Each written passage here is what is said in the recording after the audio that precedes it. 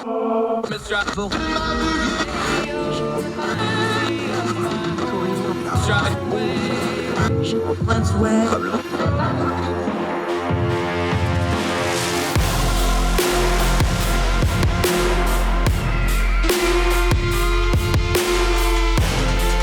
your host, Andrew Donaldson. This is Heard Tell. Welcome back to Heard Tell Show. She is back, Cassandra Shand. We were on a couple of weeks ago talking about Ukraine and Russia and Putin and China and everything going on. You might have heard a few things have happened in that regard since then, so we're going to revisit it, see what we got right, see what we got wrong. Thrilled to have you back, my friend. How are you? Good, thank you. I'm happy to be here. Thank you for having me. Yeah, she's another one of our great partners from Young Voices. She has those fancy degree things from Cambridge and the University of Chicago and a little school called UCLA you might have heard of. Well documented. You've done a lot of studying before this. Let's just kind of zoom out for a second before we get back into Ukraine. You've done studying and writing on things like power structures and greater power dynamics. We've framed this whole thing as Russia versus NATO, and that's a big chunk of it. But what are some of the power dynamics involved here besides just that? Because we've got China involved, India's right there, Russia's right there, NATO and Europe, which are not the same thing, although everybody's kind of using those interchangeably right now. That's not accurate, and it's important to distinguish those two things. And then, of course, America.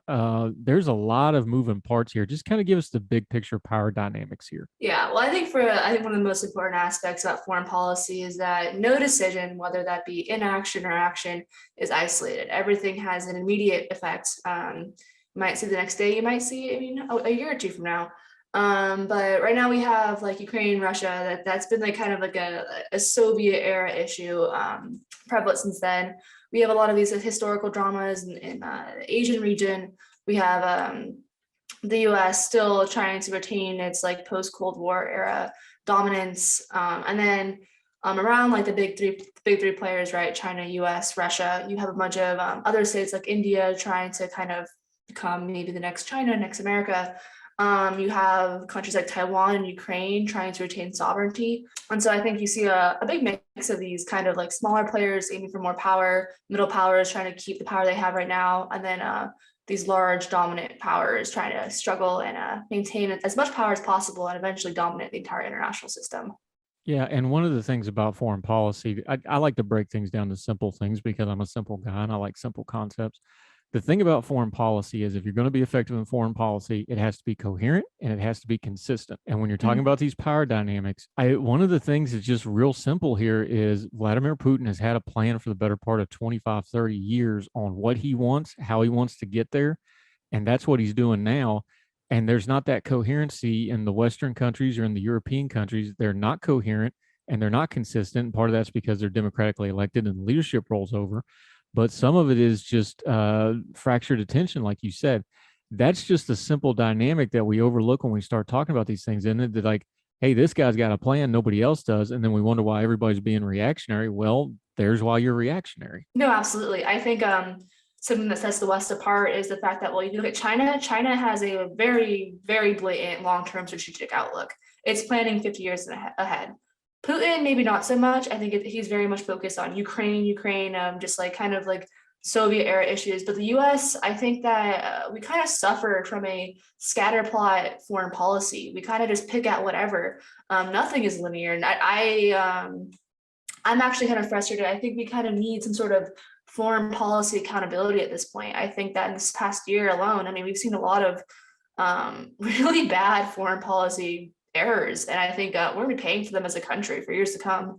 But we need some sort of system in place to just check ourselves. I think none of it we're doing right now is really making sense, and I think that this crisis itself, like this should have been. We knew about it for months. We've known about this invasion for a very long time. Again, it's an intelligence win, but it's a foreign policy failure on our part again. Yeah, talking to Cassandra Shand from Young Voices. You brought it up. President Biden talked about it in his address yesterday. He said, we've been saying this since November. They have. This is one of those things where the intelligence actually did work. Part of the problem was, though, a lot of people didn't believe it because of everything that's gone on in the past. And then the other half of it is you can know what they're going to do all the day long, but if you don't have any kind of mechanism to react or actually a willpower to react, it doesn't matter. Part of that accountability you're talking about is we're just not learning lessons anymore. We're not learning the lessons from Afghanistan. We didn't learn the lessons from the war on terror. We haven't learned the lessons from the post-Cold War era, I should say, where a lot of the seeds of what's going on with Russia right now were sown. How do we get that accountability? Because it sure doesn't look like congressional oversight is doing it. It doesn't look like the executive's interested in it. Where's this going to come from? I think, I think part of it is definitely this whole like, okay, we don't want to be involved in foreign conflict mentality. But I think that's made us very complacent in the way we conduct foreign policy. It's made us so we don't have to commit to anything anymore. And I think this put us in a very bad place. But one thing, at least in the past few days that I've seen, I think there's kind of a coalescing of support from both sides of the aisle around supporting Ukraine, which is, I think it's definitely a departure from what we've seen over the past like 5 or 6 years. Which I think is very very telling, I think, about the direction of the future of our foreign policy. This might be like just like a crazy idea, but I mean, just something as simple as like a ranking system every year of like, okay, this year we had a bad foreign policy year. Just something, just like at this point, just like any kind of like self-awareness of like how we're conducting our affairs abroad, I think is important. And I don't think the biggest issue is the fact that it doesn't seem like we're retaining any lessons that we should have learned from our past errors. So yeah, I don't know. We need to change our ways. We need to be aware of where we've messed up, where we can have improvement, and we're just not doing that. And I think it really comes down to like the media, civic pressure. I mean, we need answers. This is not okay. Yeah, I took the angle on it back when Afghanistan collapsed and when we went through all that. I went back to the Vietnam era and I drew the conclusion of, the United States military did a lot of soul searching, completely retooled how they did almost everything top to bottom. And we got the military that we had through the 90s and 2000s that was inarguably the best military in the world. But the government side of that, we never had a government process like that where the government and the foreign policy apparatus and the Defense Department, wider, meaning the bureaucratic side, they didn't go through that process. And I don't know how we ever get them to do a process like that because we had the Vietnam failure. We've had successes since then, Gulf War I, but now we've had the war on terror problems. Afghanistan, we saw what happened there.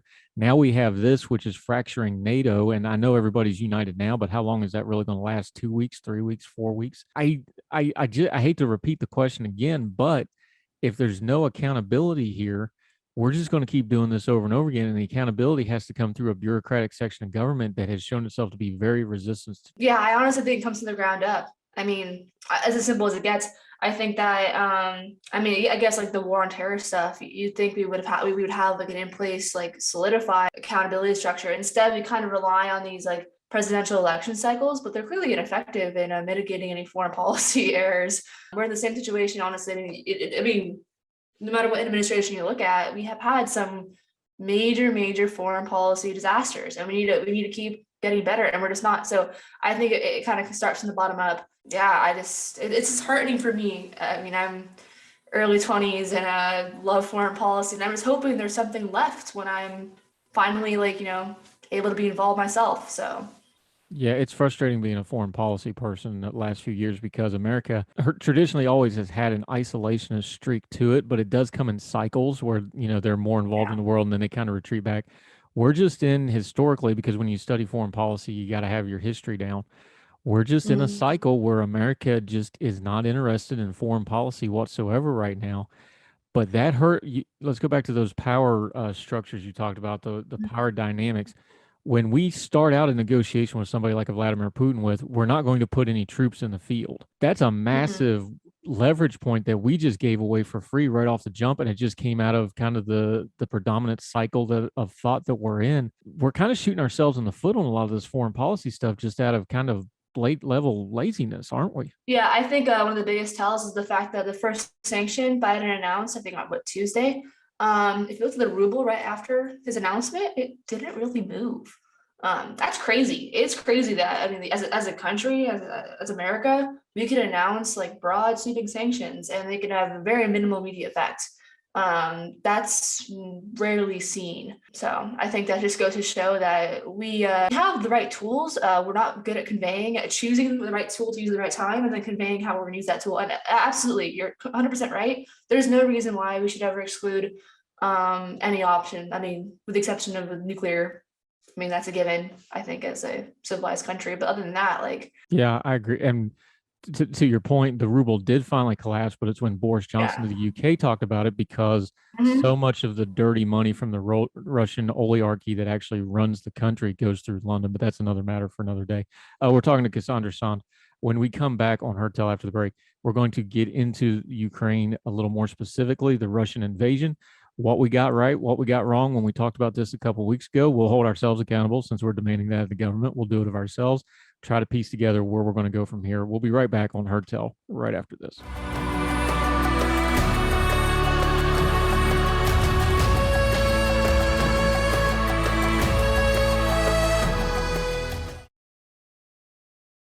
Welcome back to Heard Tell. We're talking to our friend Cassandra Sand from Young Voices. Okay, let's hold ourselves up to the fire a little bit. I went back and listened, and you can on any of the podcasting platforms or the YouTube channel. You were on a couple weeks ago.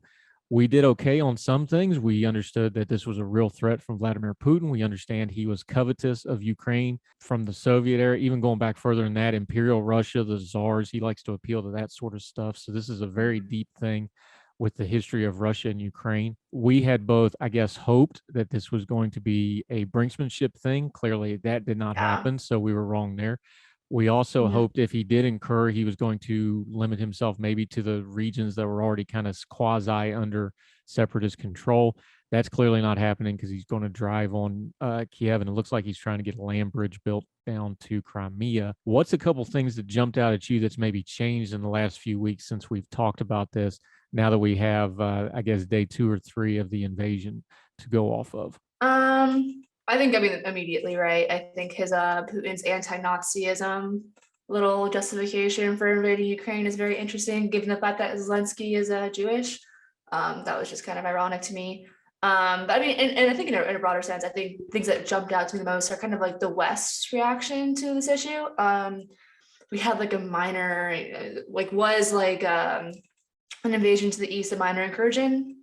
It created like some small sanctions on the US's part. And now what we're doing, Biden announced today, his broader round of sanctions that, I mean, are not swift sanctions, and they do not punish Putin directly. I think that was kind of a surprise to me. I thought they would have, like, the Biden administration would have gone a little further in their immediate reaction. I'm surprised that, I mean, like, I'm mostly surprised actually the fact that you see a lot of progressive groups and you see a lot of conservative groups, like, I mean, honestly, advocating for the same thing. They want military accountability with Ukraine. They want to see change. They want to help the Ukrainian people, which I think is it's surprising. I think with other conflicts, you wouldn't have seen as much bipartisan support, but this has it. So yeah, lawful invasion. I mean, there's just no real way. I mean, I know we got a couple of the usual suspect talking heads on certain network TV programs that are doing it, but by and large, there's just no defensible way for a war of aggression. It's just so obvious. I think it cuts through this stuff. The other thing, and I think you were right to bring it up here, the sanctions. Two questions that immediately jump to my mind is the administration officials on background reporters are making it very abundantly clear that they did not want to interrupt the energy flow out of Russia to Europe, which I understand why they don't want to put your allies in a bad spot, but that's the money train. So if you're going to do sanctions and don't touch that, what's the point of that? And the other one is, and we had this bizarre thing with President Biden taking the questions where they're straight asking him. Press actually got a little rowdy about this. Why aren't we sanctioning Vladimir Putin himself personally? By some accounts, he may be the wealthiest man in the world because of so much illicit money going through here. yeah. Why aren't we sanctioning him directly? And the president wouldn't even touch it. Like he said, well, it's on the table, but nobody will touch that one. Why is that? I have this like sneaking suspicion. I have two, actually. I'm not sure which one it is. Either the US, we know deep down that these sanctions, once we go full out swift sanction, Putin sanction, everything, they're going to be less effective than we're intending. I think that's one consequence that the Biden administration is a little fearful of, because that would be logical. I think that's in the back of their mind. Alternatively, I think that there's a potential that in like backdoor diplomatic channels, Russia is hinting at some attack of some sort. That would make sense. Those are the only two reasons I could see where we wouldn't be sanctioning Putin? Because other than that, like without one of those, then there's not really logic in our sanction strategy at all.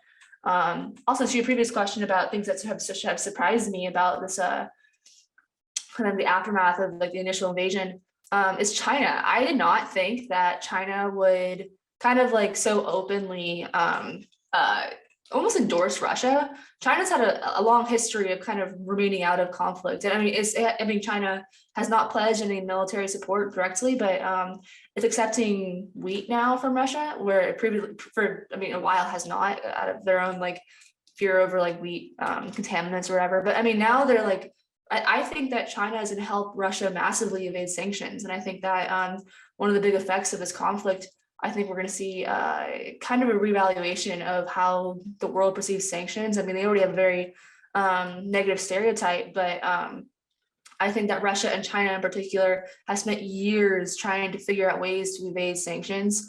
And I think that might be part of the reason why we have not gotten most of sanctions yet. Yeah, talking to Cassandra Shan, two things that jumped out at me about the sanctions also was when he listed the countries involved, the two glaring omissions of countries involved was China, like you said, which was not overly surprising, but the other one was India was not mentioned. Now, China, we understand what's going on. India, I get it because it's not only economic for them, and not only are they in a rock and a hard place because they got things like, Pakistan and Kashmir, and then they've got, the China influence that they're dealing with. Their entire military structure is based off Russian equipment, almost all of it, to the point that, remember a couple of years ago, we kind of did a handshake deal and wink, wink, nudge, nudge of we're not going to raise a stink even though you're our ally because you're buying stuff from, because they'd have to restructure their entire defense system. So we kind of just looked the other way on that. So I kind of get that. But even if you really crack down on them, and we saw the Soviet economy react to the London ones because all the money goes through London. If India and China are not on board with these sanctions, they may hurt, but they're not going to be critical because that's a big chunk of economy and open commerce that they're going to have available to them just from those two countries alone. And there's going to be all the subsidiaries that come along with it. Did that jump out at you too, that those two nations were not mentioned? Absolutely.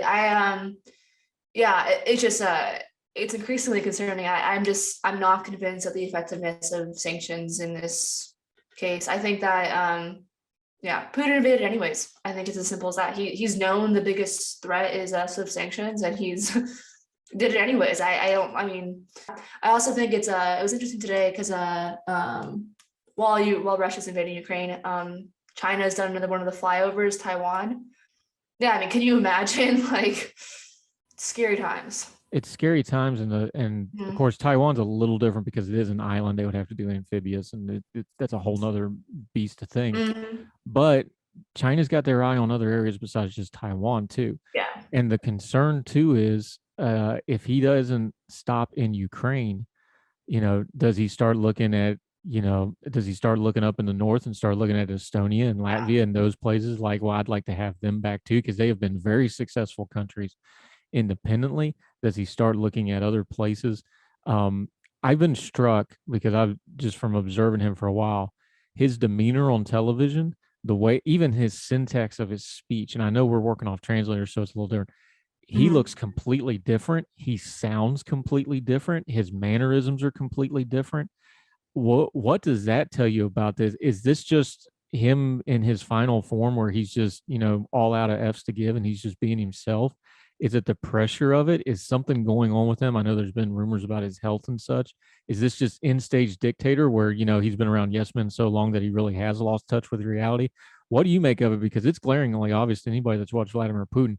He is very, very different the last couple of weeks when he's appeared in public.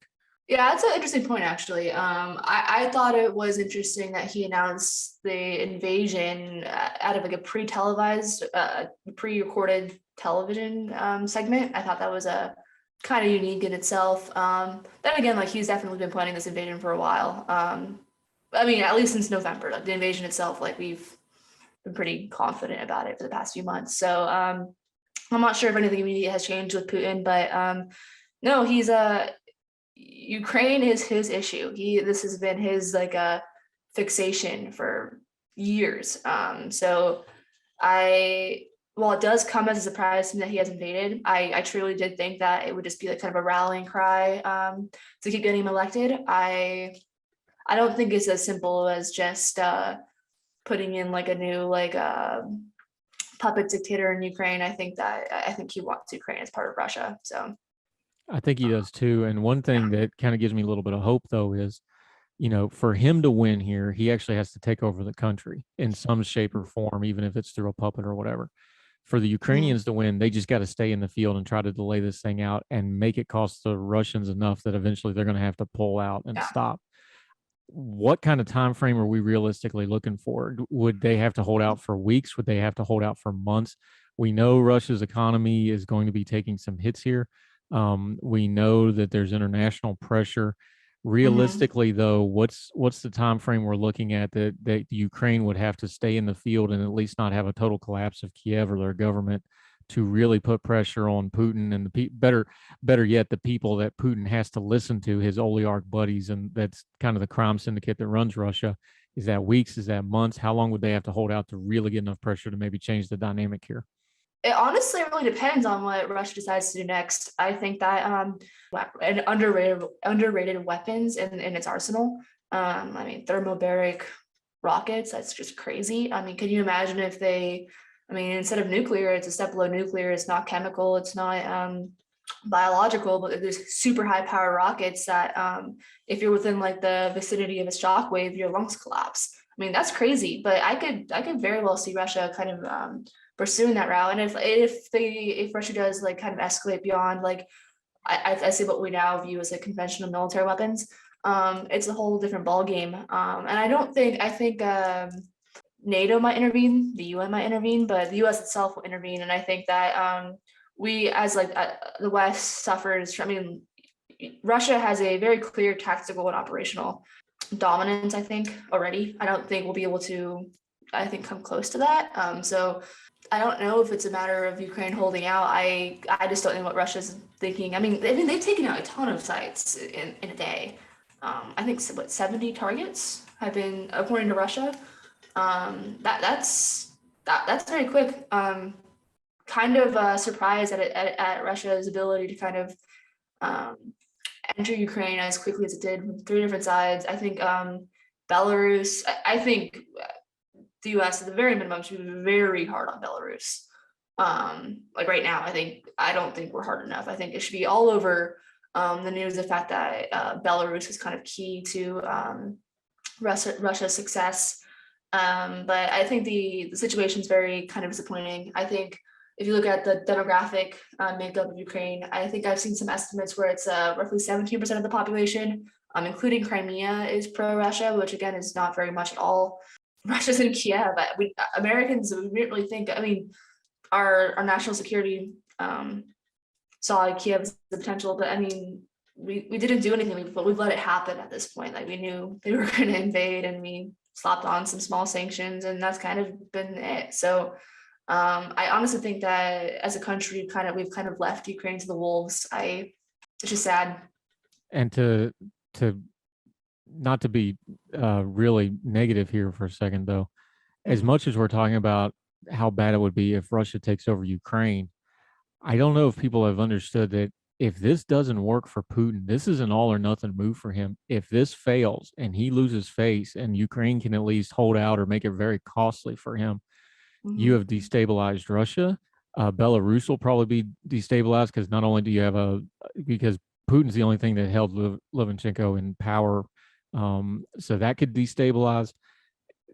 There's actually no good win here because either Ukraine falls and the region destabilizes, or Russia loses face and Putin's aura falls and that destabilizes everything. That could actually almost be worse in some ways. So there's no good answer here. This is going to go bad either which way. Is that overstating the facts though? No, I think that's pretty accurate. I think for me at least, the announcement, the news headline, right, of Ukraine's been invaded. It'll be one of those like moments I remember in my life. Where was I when I saw the headlines? I think this is something that's we're gonna see these effects of the Russia-Ukraine crisis for years to come, and Russia is completely responsible for everything that happens. And Putin doesn't really have an option. He has to win. you're absolutely right. I mean, he can't go home to Russia with his head hanging down. He can't, like, yeah, he's going for the kill. I that's how it is now. When we were back, like, discussing brinksmanship, that was a different story. But yeah, he's crossed the line. I've actually worried, and I'm just talking out loud here. I'm not, so understand where I'm coming from with this. If it looks like they're not going to win in Ukraine, I think that's when this gets really, really dangerous, because then what are they really capable of? So just kind of something to keep in the back of their mind. We hope the Ukrainians hold them off. We'll see. This is the early stages of this thing. This is all staging right now. The real big push into the country will come probably in the next day or two militarily. So we'll have to update it then. Cassandra Shan, thank you for coming back. Probably going to have to make you a regular on this, because we're going to have to keep talking about this for God knows how long, because this is really going to be something that changes a lot of geopolitics for a long time to come. Let folks know where they can find you on your social media and your writing stuff. You're on Young Voices with us, and we're proud to have you with us. Let people know where they can follow you and follow your work. Yeah, sure thing. You can follow me on Twitter at Cassandra Shand. Thank you. Thrilled to have you back. Thank you for coming back on. We'll see how our predictions and analysis hold up here in another week or two. And more now, we hope there's not just massive bloodshed. It looks hard to avoid, but we still hold out hope for the Ukrainian people above all else. We are praying for them. Yep. So. Cassandra Sand, thank you so much for the time, man. Really appreciate you.